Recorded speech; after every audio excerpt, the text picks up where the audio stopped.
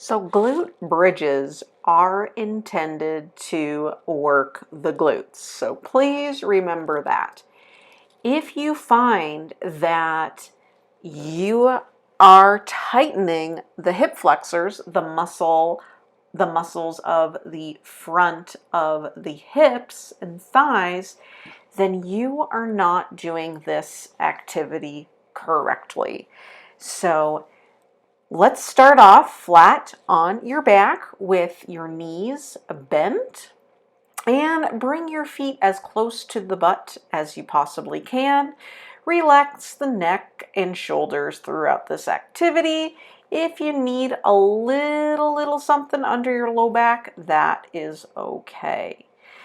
So the movement is initiated by the glutes. So you want to take a deep inhale, exhale, squeeze those glutes, and thrust your hips forward. But this whole action, again, comes from the glutes.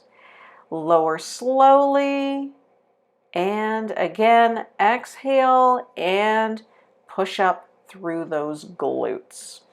For even more of a challenge, you can hold at the top of this exercise for a couple breaths. Really squeeze those glutes.